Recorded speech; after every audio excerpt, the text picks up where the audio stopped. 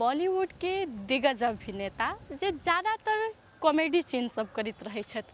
जखन हुनकर कोनो फिल्म अबै छै तऽ हुनकर कॉमेडी देखऽ के लेल दर्शक सब व्याकुल रहै छथि। जखन ज़्यादातर फिल्म में हुनकर कॉमेडिये रहै छै, हाँ कोनो कोनो में गुंडा वाला रोल सेहो रहै छै आ ओहू में जचै छथि, लेकिन खास कऽ कऽ ओ जचै छथि कॉमेडी वाला रोल में। अभिनेता के नाम छनि परेश रावल। परेश रावल के जखन जे बात अबै छै तऽ हरेक दर्शक के दिमाग में हुनकर एकटा फिल्म के सीन याद आबि जाइ छै, वा कहीं किरदार याद आबि जाइ छै, ओ छै हेरा फेरी।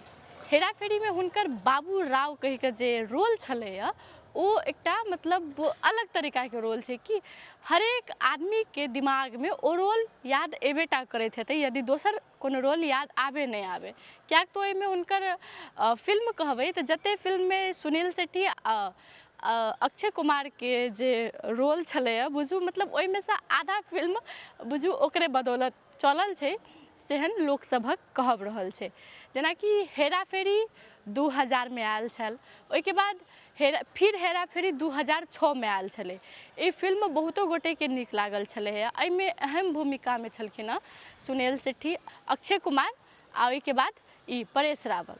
ओहिके बाद एहिमे ई फिल्म लोक सबके एहि तरीका से सेट भऽ गेल छै कि अखनो ओ सब देखऽ चाहै छथिन, अखनो देखै छथिन तऽ पहिले ही जकाँ मनोरंजन करै छै।